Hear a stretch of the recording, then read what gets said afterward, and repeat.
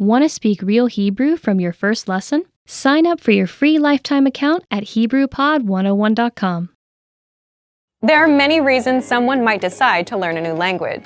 There are students who study because they are fascinated by the culture. Other learners might want to reconnect with their family history. Yet others might be motivated by the benefits of learning a new skill. Whatever the reason for learning the language, there is one common goal shared by many learners: travel abroad. Who isn't excited about traveling abroad and experiencing another culture in the context of a new language? This is a huge dream for many language learners. Many learners see travel as the ultimate way of learning a language. While we can't say that travel is bad for your studies, it is important to recognize that visiting a foreign country is not the one-way ticket to fluency many people think it is. In this video, we'll look at the pros and cons of learning language at home and abroad. First, an unexpected obstacle when studying abroad. There's a common obstacle that's especially true for native English speakers traveling abroad. Many people you meet will want to try to speak to you in your native language once they realize you're a foreigner. There are several reasons for this. The first is out of practicality. As much as you would like to order your meal, buy a bus ticket, or confirm your hotel reservation in the native language to practice, the locals in the tourist industry are likely to respond in English or another more commonly used language. This is because they have a job to do, and they don't necessarily want to take the time to figure out what you're trying to tell them in their native language. So while you're traveling abroad, be prepared to hear a lot of commonly used languages, like English, especially when sightseeing and participating in tours.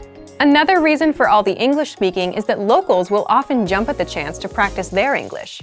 Almost all language learners dream of making friends in a foreign language, but once you get abroad, the reality is often a bit different. Locals will be just as excited to practice their English as you will be to practice your new language. If their skills are stronger than yours, then unless they're very conscious and patient, their language practice will likely dominate the conversation. There's also the tendency to hang out with people who are similar to ourselves. By sheer force of human nature, you'll likely find yourself gravitating toward and hanging out with people who speak your native language very well. Oftentimes, the pull of comfort and human connection is stronger than the desire to learn a language. Because of this, you may gradually start spending more and more of your time with people you can communicate with properly, at the cost of your new language skills going down the drain. But now, let's look at some reasons why going abroad can be helpful for your studies. It's not bad if you're just beginning with the language and you find yourself overseas. You'll probably hear your target language all around you, wherever you go. While people might not actually be talking to you, all that spoken language will allow you to see firsthand how the language is used on a daily basis. This will help you hear words and phrases in the context of a conversation, which can be a powerful asset. Now, some unexpected advantages of learning at home. One of the best reasons to learn a language at home is that it's a lot easier to keep a regular schedule for your studies. Traveling is an awesome experience, but there's not usually a lot of downtime. If it's your first time overseas, you're going to want to spend most of your time out and about, savoring all the sights and experiences you can. When at home, things are more evenly paced and normal. It's this consistency that allows you to practice on a regular basis and constantly push your limits in the language. If you study at home, you also have the opportunity to immerse yourself in the language gradually. Going from 0 to 60 as a beginner is a recipe for frustration.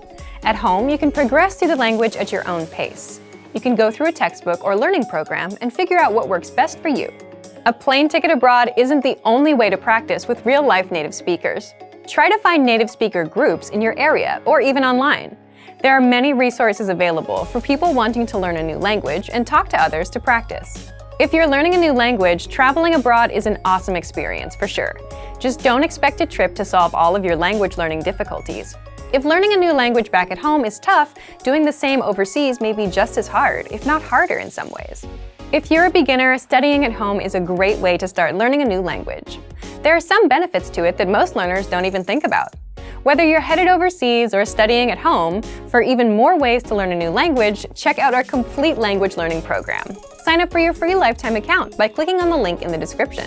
Get tons of resources to have you speaking in your target language. And if you enjoyed these tips, hit the like button, share the video with anyone who's trying to learn a new language, and subscribe to our channel. We release new videos every week. I'll see you next time. Bye! Want to speed up your language learning? Take your very first lesson with us. You'll start speaking in minutes and master real conversations. Sign up for your free lifetime account. Just click the link in the description.